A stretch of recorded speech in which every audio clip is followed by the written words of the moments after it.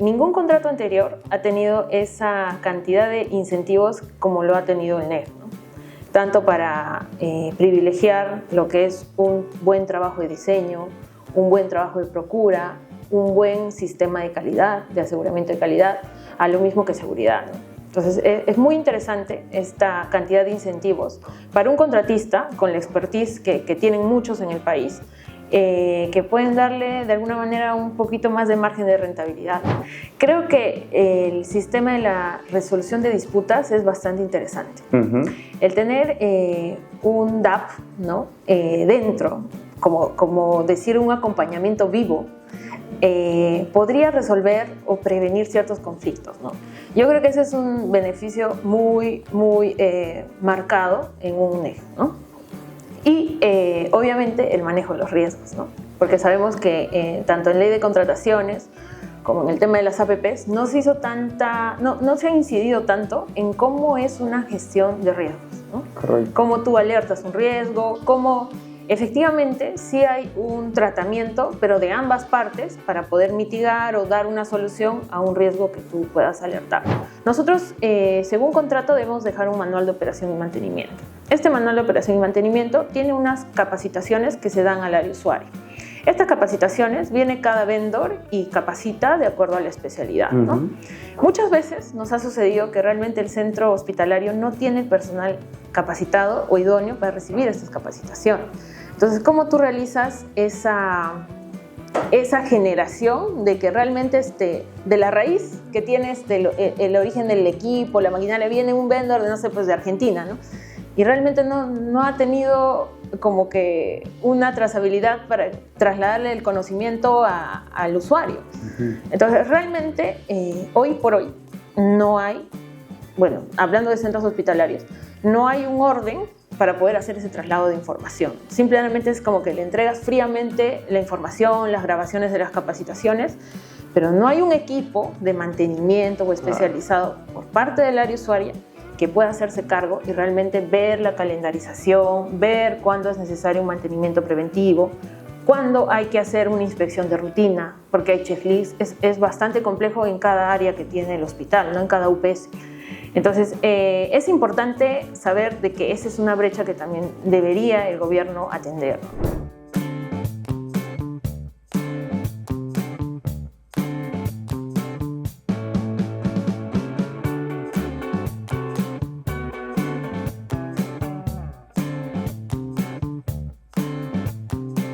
Hola, ¿cómo están? Bienvenidos a un nuevo episodio de Ruta Crítica. Mi nombre es Rodrigo Delgado y junto con Víctor Velázquez somos los hosts de este podcast de CAI. Hoy tenemos una invitada muy especial a la cual le tenemos muchísimo aprecio. Nos va a acompañar Vilma Bárcena. Vilma es ingeniera por la Universidad San Agustín de Arequipa, tiene una larga experiencia en el desarrollo de proyectos en el Perú y actualmente es jefa de administración contractual en HB del grupo Salfa. Bienvenida, Vilma, a Ruta Crítica. Gracias, Rodrigo, por la apertura, por la interesante introducción. Muchas gracias, Víctor. Es un gusto estar aquí luego de 4 años en el despacho de Campos Abogados. Y nada, les voy a compartir un poco de la experiencia que tengo en los proyectos a lo largo de estos 10 años. Excelente, gracias, Vilma. Vilma, queremos empezar esta conversa así abriendo la discusión, la charla, en confianza entre amigos, un poco hablando de tu experiencia, ¿no? Nosotros que te conocemos de hace bastante tiempo, sabemos que tienes experiencia, hemos visto proyectos contigo de carreteras, instalaciones deportivas, muchos hospitales en el último tiempo, instituciones educativas. ¿Qué diferencias a lo largo de estos años de experiencia has encontrado en cada uno de estos proyectos que has visto? Ya, básicamente, ya hablando en el tema técnico, porque obviamente sé que ustedes pueden aportarme más en el tema ya del contrato ilegal, yo creo que la diferencia primordial es la naturaleza de los riesgos. Por ejemplo, hablemos de las entidades deportivas, ¿no? Sabemos de que esto era un privilegio tener todos los centros deportivos en el plazo, ¿no? Entonces, es muy importante saber que a comparación de una carretera, que probablemente se va a ejecutar en un plazo de 24 meses, 36 meses, en el tema de deportivo era muy importante el privilegiar el plazo. Los panamericanos. No, claro, como un ejemplo clarísimo que es los panamericanos, y por eso se cambió de tipo de contrato, no fue una ley de contrataciones, porque sabemos que una ley de contrataciones tiene una normativa que es mucho más extensa para aprobar adicionales y cambios que un contrato estándar que se dio como fue el NEC 3, ¿no? En este caso. Ahora, bueno, en el caso de centros hospitalarios y lo que es centros educativos, entiendo yo que el gobierno vio que el ejemplo de Panamericanos funcionó muy bien en el tema del plazo, ¿no? Entonces, ellos vieron por conveniente el cierre de brechas, bueno, volviendo a hacer este tipo de contratos, pero ya paquetizando un grupo, ¿no?, de colegios o centros hospitalarios que obviamente geográficamente queden cercanos para que haya un único gestor que pueda ejecutarlo, ¿no? Y creo que eso es muy importante, ¿no? Es una diferencia muy importante lo que es la distribución de riesgos en cada origen del tipo de ejecución de obra, ¿no? Que es distinto, por ejemplo, en los riesgos cuando veíamos proyectos de carreteras, ¿no? ¿Te acuerdas de que teníamos que ver temas de nevadas, precipitaciones extraordinarias, la liberación de la vía, ¿no? Que también es algo que el Ministerio de Transportes de repente, hoy por hoy, ya lo tiene más manejado, ¿no? Pero allá en el 2015 y 2016 realmente uno podía parar 30 o 60 días porque un habitante o un poblador no te permitía pasar por su ubicación, ¿no?, por la propiedad del mismo. Entonces es muy interesante cómo hoy se manejan los proyectos y cómo los manejábamos antes, ¿no?, con la ley de contratación.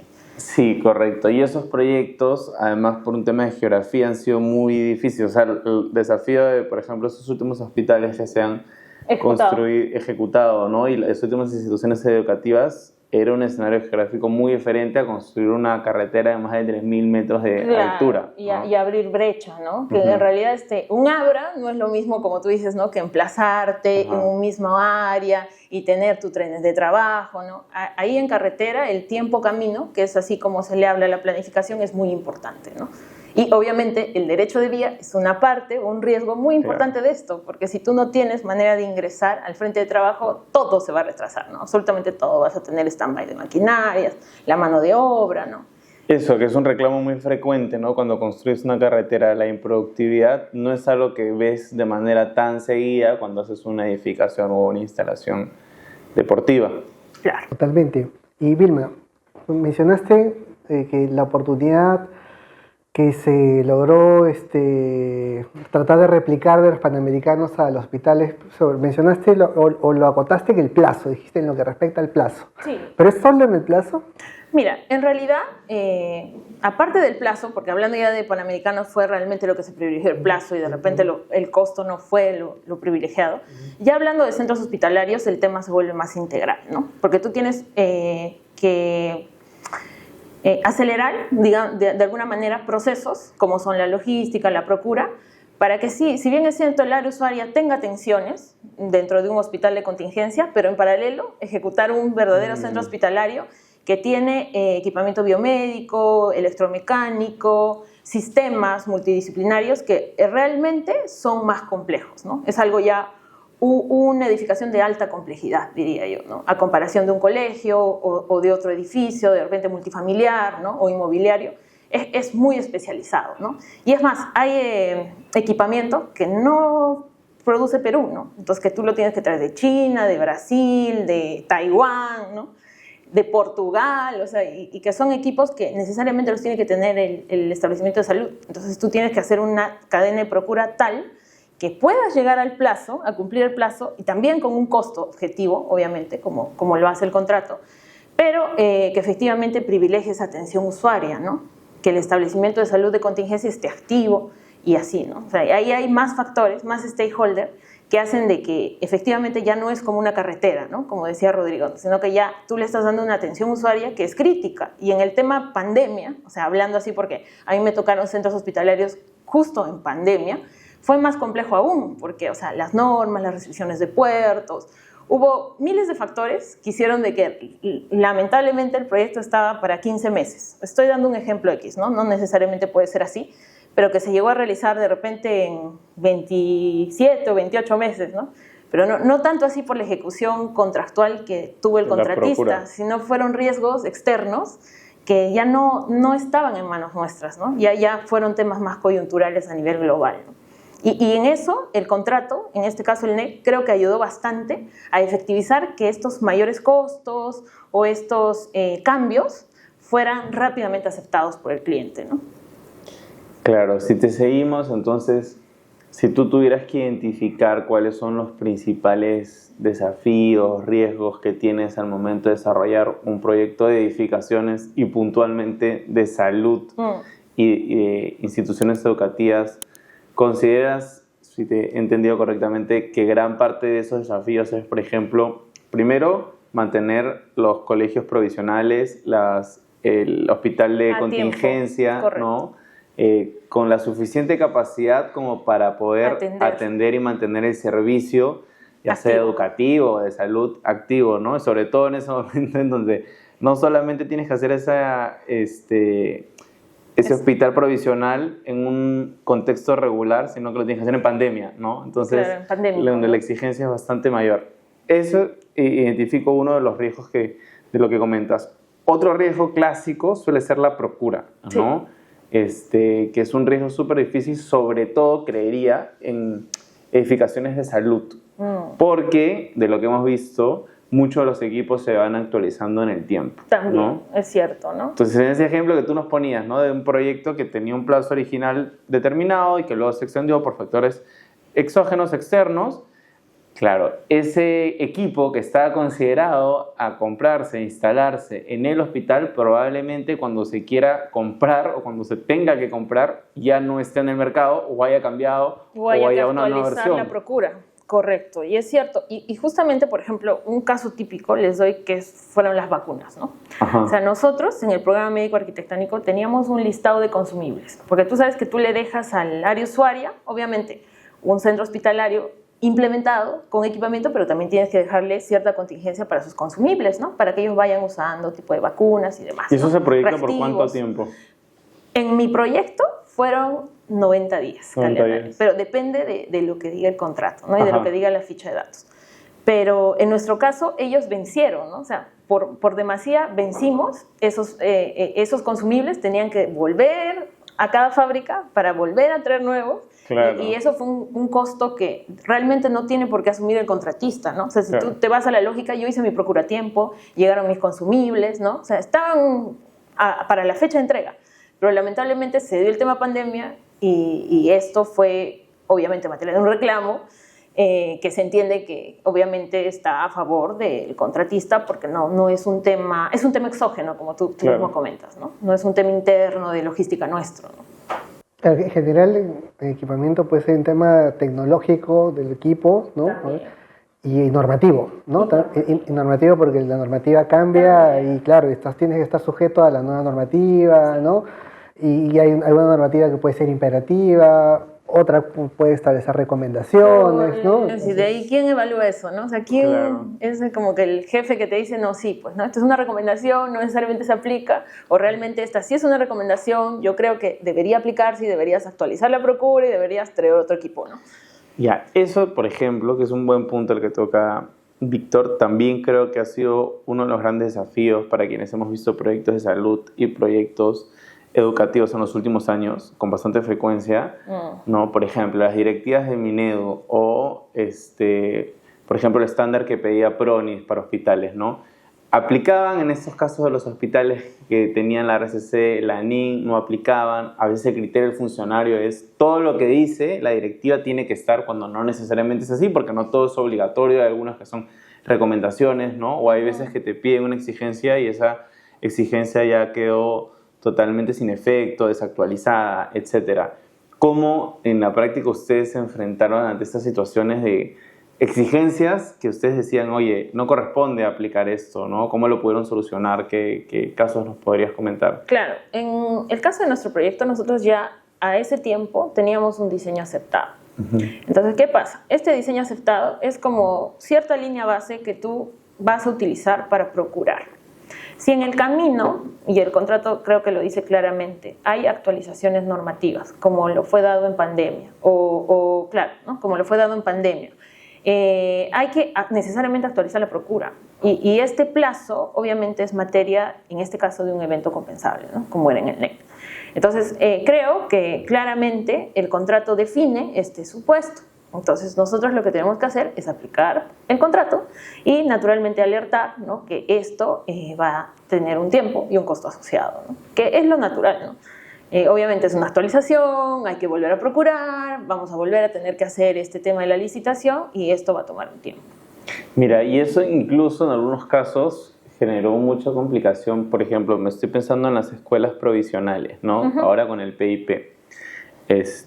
Para las escuelas provisionales, obviamente eran instalaciones temporales para que los niños no dejen de tener las clases. Claro, la atención a educación. Pero el estándar que pedía que se aplique el PIP era un estándar prácticamente como una instalación definitiva, ¿no?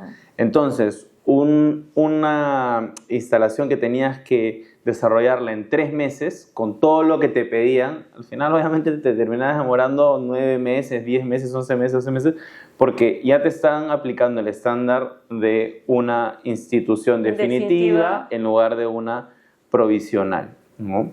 Lo mismo pasó con los hospitales, ¿no? En su momento de pandemia también. Con la contingencia, claro. Claro, exactamente. Y Vilma, hemos hablado de instituciones educativas y de hospitales. Y en tu experiencia, ¿cuáles serían las principales diferencias en la gestión de estos contratos? Bueno, principalmente creo que los colegios, al momento de ser paquetizados, tienen una cadena de procura de ciertos materiales, por ejemplo, las luminarias, que ha sido de repente el ecran, que viene de otra zona, o ciertos acabados que efectivamente tú requieres hacer una cadena con meses de anticipación. Pero en el caso de un hospital, hablando ya claramente de equipamiento biomédico y especializado, esta cadena de procura se vuelve más crítica, porque no es que si no llegó la baldosa X, yo la consigo acá en el mercado peruano.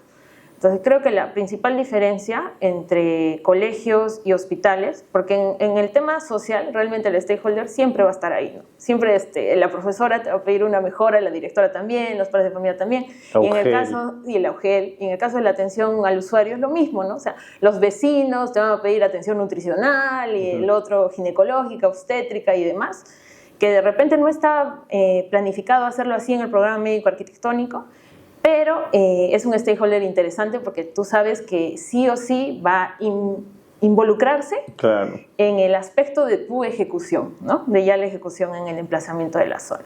Entonces creo que claramente la diferencia está en las cadenas de procura, porque en los centros educativos es mucho más corto el conseguir o obtener cosas especializadas, que no son altamente especializadas, pero que sí son cosas que tú requieres, obviamente, para implementar. Sin embargo, en el hospital, tener esta cadena incompleta o inconclusa realmente es ruta crítica y necesariamente vas a requerir un mayor plazo, ¿no? O sea, no hay otra opción, ¿no? No es que te doy un equipo B que funciona parecido al... No, claro, no pues no lo vas a eso. conseguir en el mercado nacional tampoco. Exacto. ¿No? Hablabas ahora de los stakeholders, ¿no? Y justo me quedaba pensando como otro de los riesgos interesantes y diferentes en esta clase de proyectos, porque claro, las comunidades que pueden ser normalmente los stakeholders de una carretera, ¿no? De repente te pueden afectar una parte concreta de la carretera, ¿no? Claro. Porque el trazo, digamos, va por una zona de vía donde tienen chacras, hacen sus actividades, usan sus viviendas, etc. Imaginemos que algún ministerio, el Ministerio de Transportes no hizo pues las expropiaciones a tiempo, etc., ¿no? Pero son pasa por un centro poblado, por ejemplo. O pasa por un centro poblado, no sé si el desvío, ¿no? Que eso es muy típico, ¿no? Sí. Pero son aspectos como que te afectan sectores específicos de la carretera. Pero si tú acá tienes un problema en los hospitales o en los colegios con los stakeholders, puedes detener la ejecución de toda la obra, ¿no? Porque imagínate que no accediste a hacer lo que te pedían los stakeholders, ellos no van a, evidentemente, todo esto es un problema que viene de fondo, ¿no? De la falta de servicio. De atención, claro. Falta de servicio público, de una educación de calidad y de una atención médica completa y de calidad, ¿no? Entonces, ellos sienten que ya que están haciendo el hospital ahí o ya que están haciendo el colegio, es su oportunidad de oro, con razón, por supuesto que los pobladores sienten esto. De tenerlo mejor. De tenerlo mejor, ¿no? Entonces, ahí se pueden generar fricciones ¿no? complejas porque la comunidad quiere que el contratista haga algo, el contratista sabe que eso no es parte de su alcance y voltea con el cliente y le dice al cliente, la comunidad me está pidiendo eso, decide si lo hago yo, pero me tienes que instruir a que yo lo haga, ¿no? Y a veces el cliente no es muy claro, como que no se quiere meter el rollo y te dice, tú manejas el riesgo social. Claro, tu plan de ¿no? gestión social, ¿qué dice? Claro, ¿no? ¿qué dice tu plan de gestión social? ¿Cómo resolver esas situaciones? ¿no? Me imagino que ustedes también se deben haber encontrado en la práctica muchas de esas situaciones en donde el riesgo de gestión social justamente es complejo por los requerimientos de los stakeholders, ¿no? Sí, y de hecho, en muchos casos, nosotros mismos hemos ayudado al stakeholder a que llegue al cliente, porque Claro. es que ellos no saben la ruta, ¿no? Es como que te mandan miles de cartas, y yo no tengo, el presupuesto está en manos del cliente, ¿no? Claro. Y en muchos casos ellos han accedido y nos han instruido ciertas mejoras, ¿no?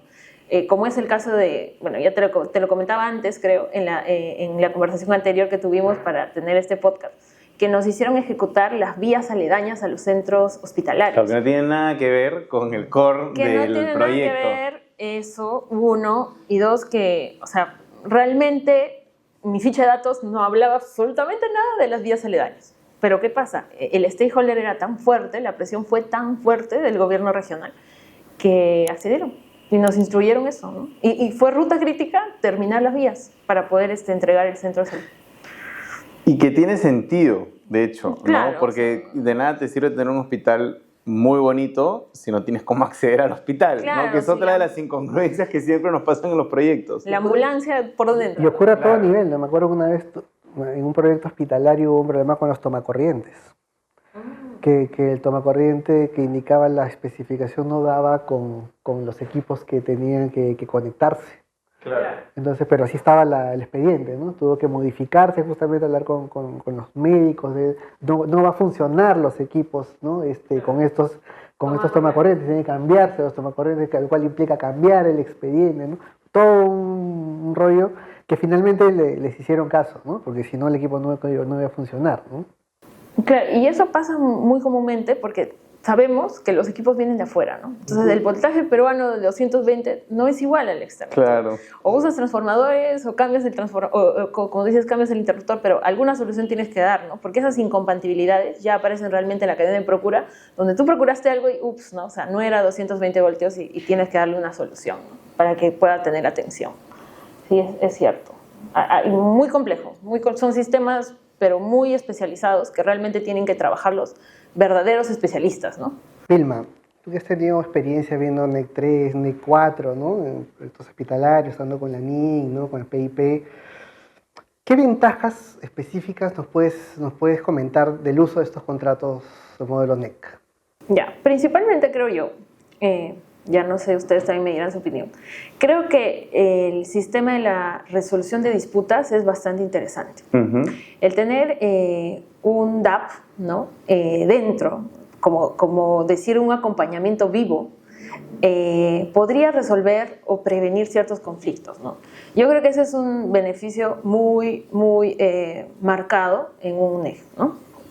Y obviamente el manejo de los riesgos, ¿no? Porque sabemos que tanto en ley de contrataciones como en el tema de las APPs no se ha incidido tanto en cómo es una gestión de riesgos, ¿no? Correcto. Cómo tú alertas un riesgo, cómo efectivamente sí hay un tratamiento, pero de ambas partes para poder mitigar o dar una solución a un riesgo que tú puedas alertar, ¿no? Tanto cliente como contratante. Es un tema muy interesante porque, claro, en contratación pública y en APPs han habido intentos de asignar el riesgo, ¿no? De identificar este riesgo va a caer el cargo del concesionario, el cargo del concedente. Claro. Pero no hay desarrollo sobre la gestión del riesgo, que es un paso siguiente, ¿no?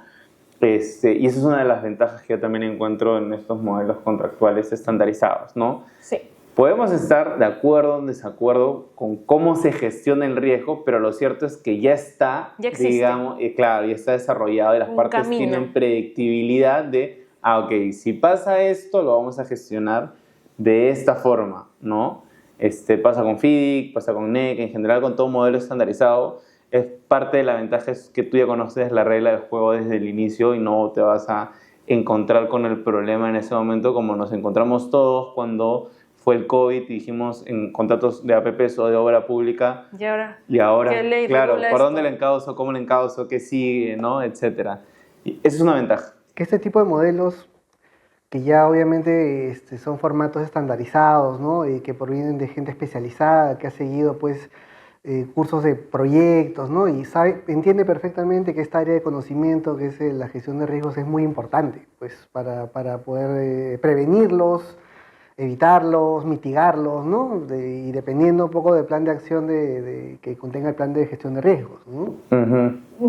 Sí. ¿Qué otra ventaja o desventaja encuentras en estos modelos contractuales que han sido distintos, ¿no? Lo hemos ido cambiando, como decía Víctor, del NEC 3 al NEC 4 entre Juegos Panamericanos, RCC y PIP Bicentenario, ¿no? Yo creo que también a favor del contratista hablaríamos de los incentivos, ¿no? Porque ningún contrato anterior ha tenido esa cantidad de incentivos como lo ha tenido el NEF, ¿no?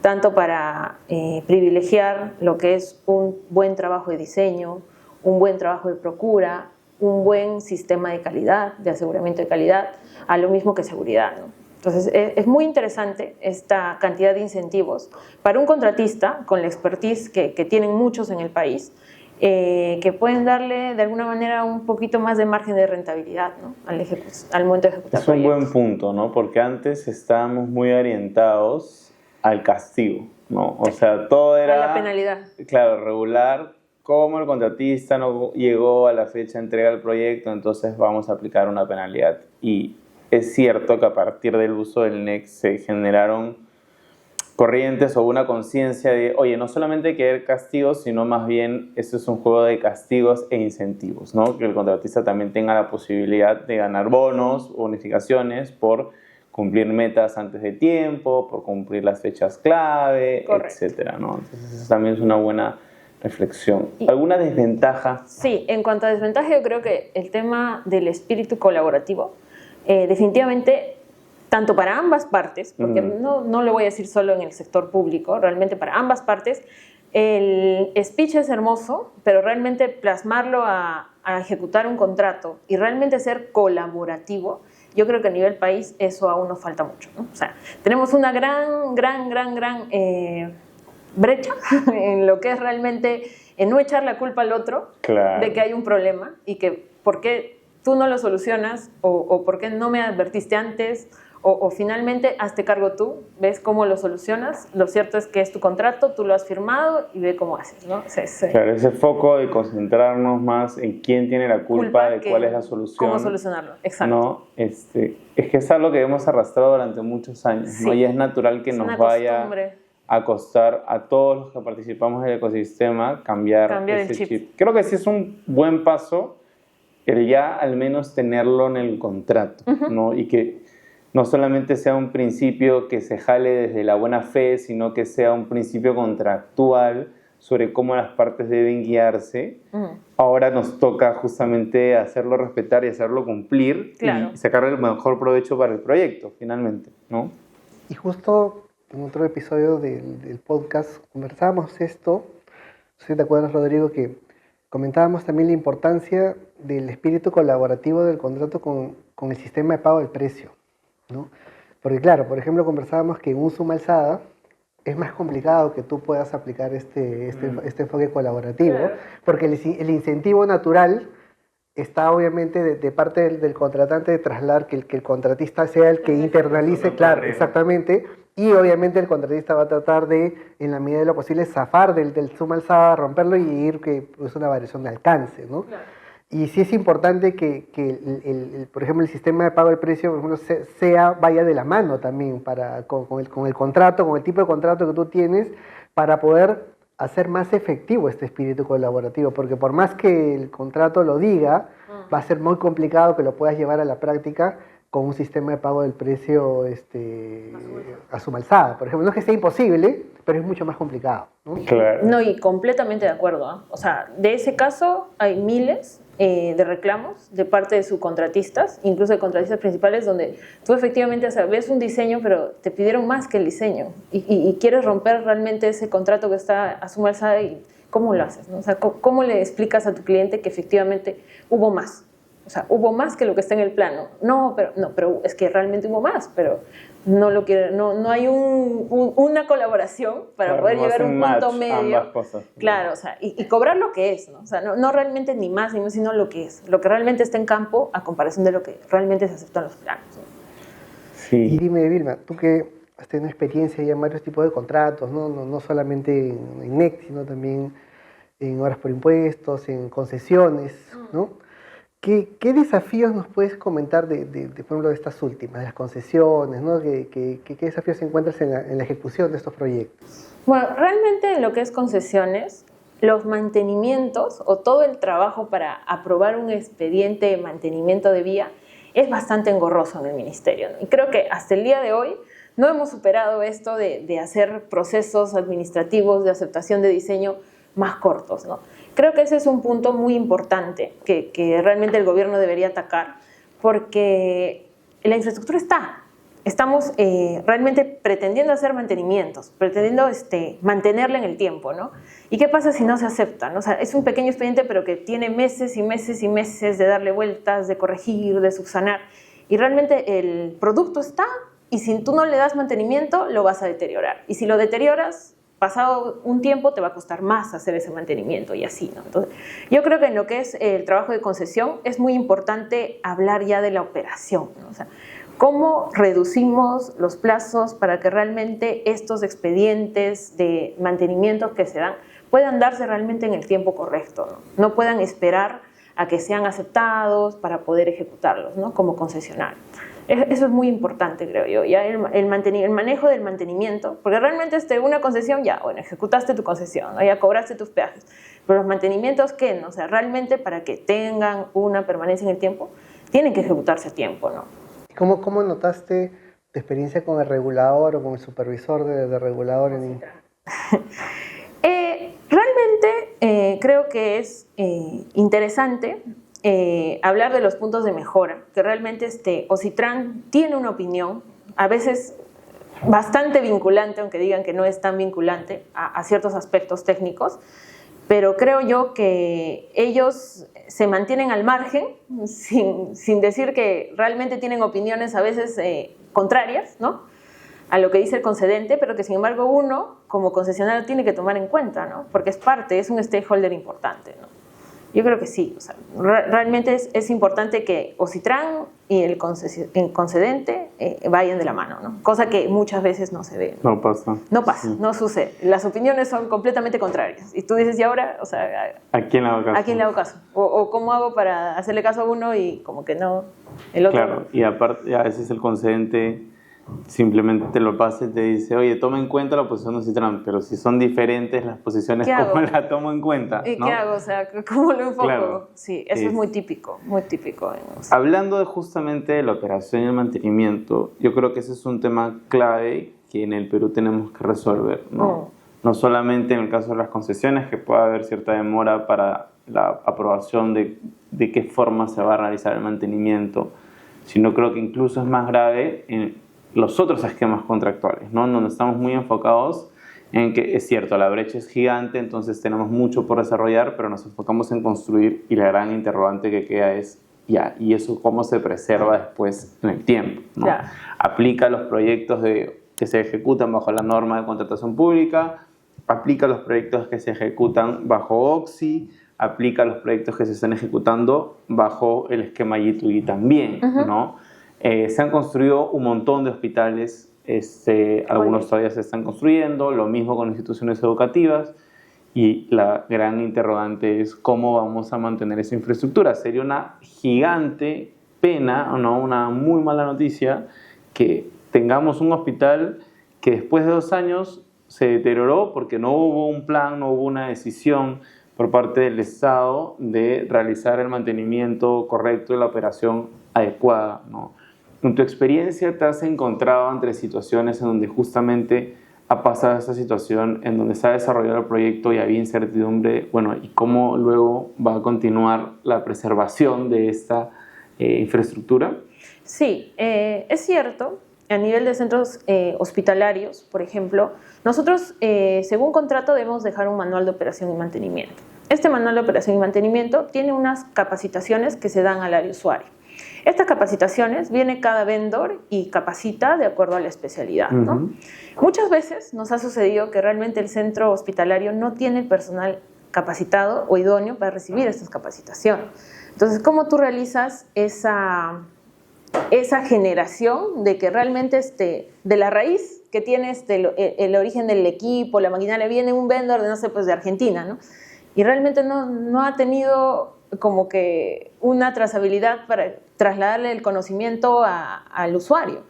Entonces, realmente, hoy por hoy, no hay, bueno, hablando de centros hospitalarios, no hay un orden para poder hacer ese traslado de información. Simplemente es como que le entregas fríamente la información, las grabaciones de las capacitaciones, pero no hay un equipo de mantenimiento o especializado por parte del área usuaria que pueda hacerse cargo y realmente ver la calendarización, ver cuándo es necesario un mantenimiento preventivo, cuándo hay que hacer una inspección de rutina, porque hay checklist, es bastante complejo en cada área que tiene el hospital, no en cada UPS. Entonces, es importante saber de que esa es una brecha que también debería el gobierno atender, ¿no? ¿Por qué? Porque ha costado, obviamente, es una infraestructura del centro hospitalario.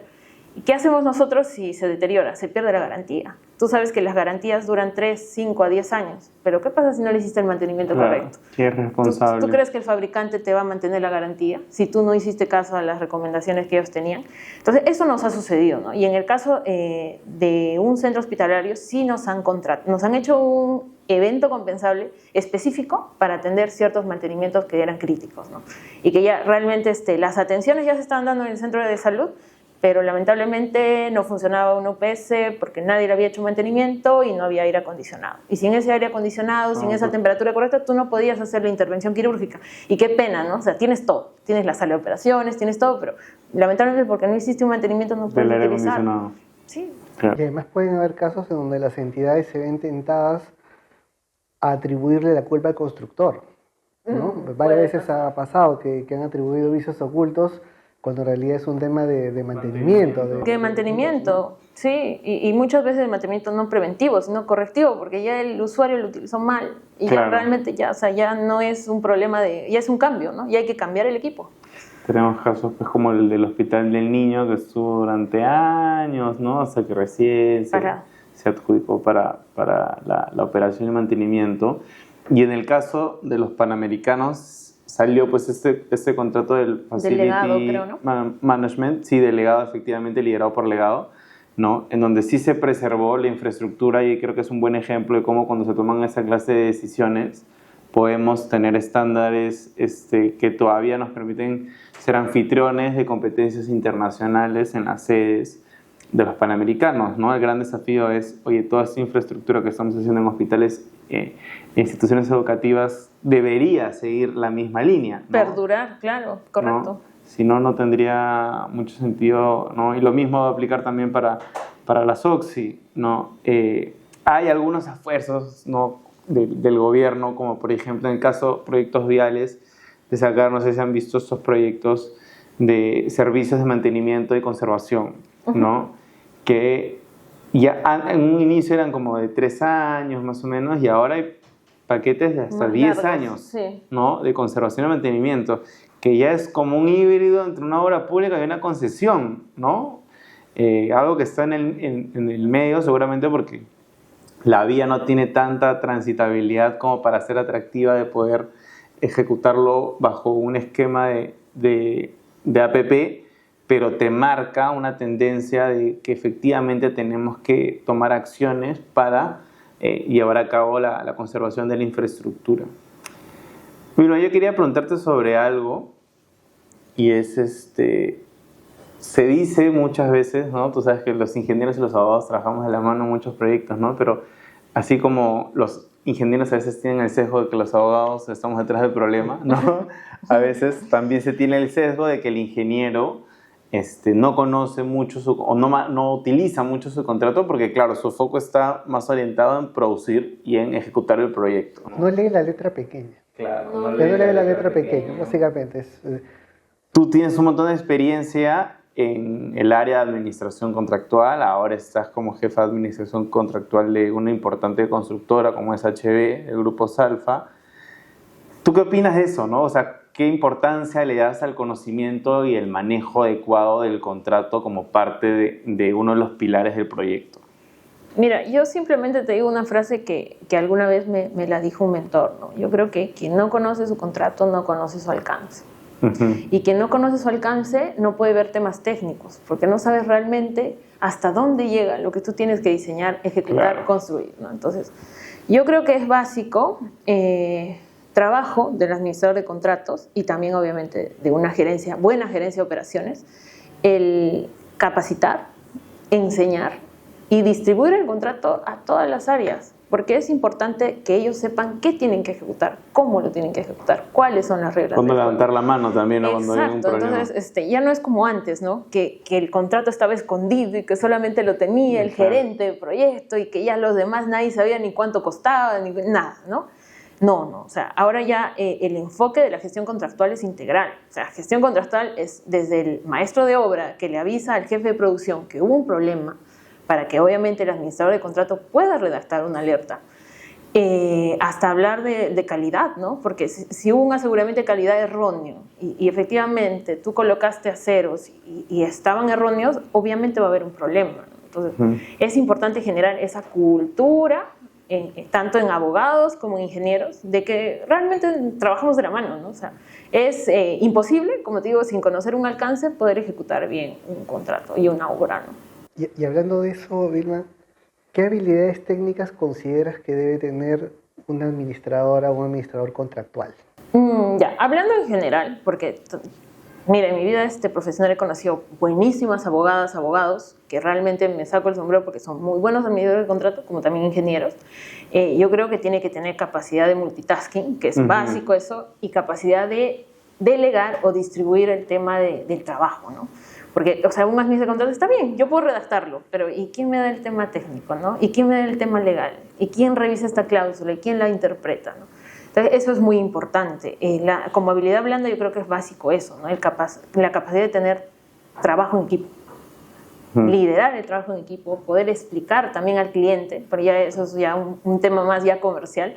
¿Cómo le explicas tú al cliente que realmente lo que tú le estás solicitando es lo correcto? Y que no vas, o sea, como que a cobrarle las cosas, sino realmente explicarle de que esto es justo y que tú necesitas, no sé, pues un adelanto para ejecutar cierto alcance, porque realmente ya tu adelanto estaba para un alcance A y ahora tienes un alcance A más B y no vas a solventar eso tú como empresa, pues, ¿no?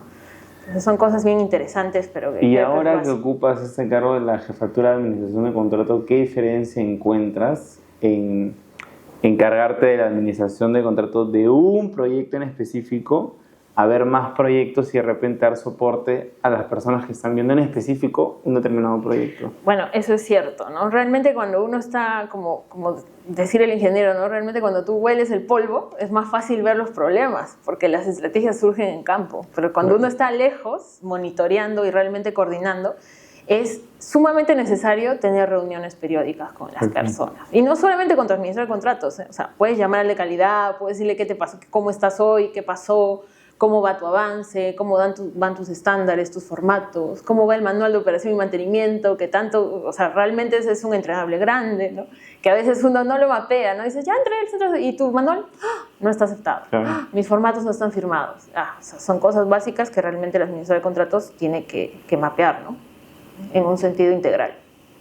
Interesante. ¿Alguna otra habilidad que creas que debe tener un especialista de administración de contratos? Nos has hablado de la negociación, nos has hablado del liderazgo del trabajo en equipo, ¿no? ¿Consideras que de repente algún skill, una habilidad técnica como, no sé, programación, de repente que te haya servido de background fuerte para poder desenvolverte de una buena manera en los cargos de administración de contratos? Yo creo que habilidad técnica básica es tener un tema de planeamiento y costos, ¿no? ¿Por qué? Porque, o sea, realmente, hasta siendo un abogado, o sea, tú tienes la capacidad de poder interpretar por qué cambia un precio unitario. Y eso no necesariamente es un tema solo de ingenieros, ¿no? O sea, es un tema que tú puedes muy bien, de repente, si alguien te explica, interpretar y poder trazar, ¿no? En una comunicación. Entonces, yo creo que sí es importante un conocimiento previo. Técnico, básico, no hablo de repente una experiencia de años, claro, pero que sí tengas esa apertura, que también es, creo, un skill bien importante, a escuchar al otro. ¿Por qué? Porque a veces me ha pasado, ¿no? Hay ingenieros que, por el hecho de que tú eres abogado, están este es abogado, me va a hablar de todo menos del tema técnico, ¿no? Pero cuando no es tanto así, ¿no? Realmente, o sea, el abogado te quiere decir algo importante para que tú puedas utilizarlo en el tema técnico, pero a veces, como tienes ese sesgo de que, el abogado ya vino a hablarme, ¿no?, de problemas, o sea, no necesariamente es así, ¿no?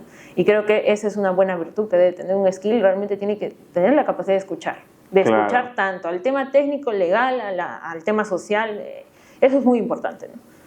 Y Vilma, dime, ¿qué proyecto es el que a ti más te marcó profesionalmente? ¿O hablaste en algún momento también de un mentor? ¿O de repente tienes algún consejo de algún mentor que te haya marcado? ¿Que nos puedas comentar? Bueno, creo que tú sí conoces al mentor José Velarde, que ahorita está, aún continúa en SACIR. Realmente es un gran referente para mí. Realmente yo he olido polvo con él desde las carreteras en la zona de Negromayo. Seguramente va a ver este capítulo con Vilma. Y realmente yo creo que mucho de mi perfil lo tengo gracias a que él siempre me dijo que tome atención a los pequeños detalles. ¿Por qué? O sea, pasa que entra alguien y te dice que tiene un problema, ¿no? Tú no le haces caso, luego entra otra persona y te dice, habla del mismo tema, pero no haces caso porque tú estás encerrado en tu tema, pues, ¿no?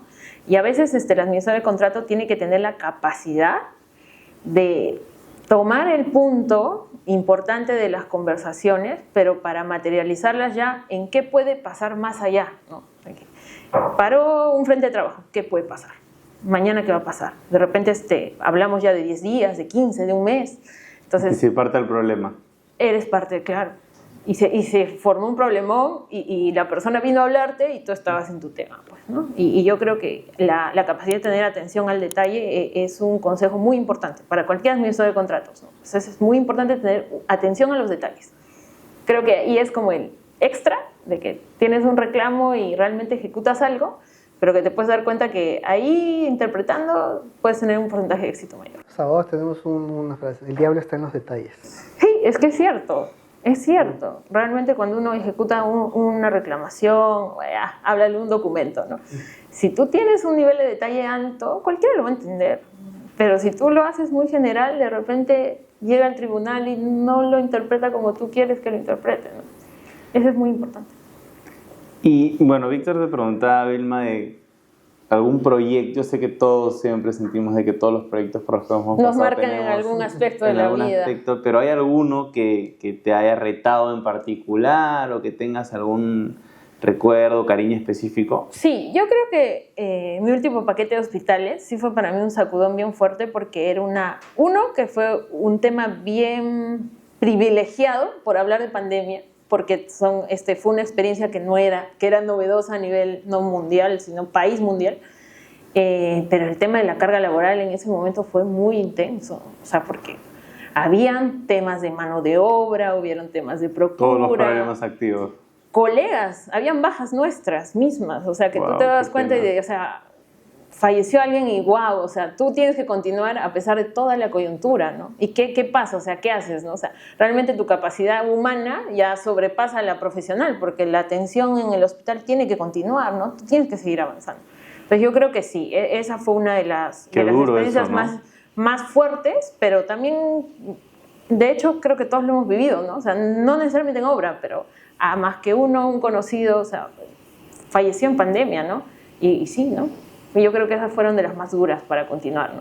Seguir trabajando a pesar de tener todo ese tema del peso, ¿no? De lo que pasaba en el exterior para seguir avanzando, ¿no? Qué complicado. Yo quisiera preguntarte, Vilma, ya para cerrar esta conversación súper amena, ¿qué recomendación o consejo le darías tú a una ingeniera, una arquitecta, una abogada que quiere dedicarse al desarrollo de proyectos, ¿no? Yo creo, como te digo, que primero lean el contrato.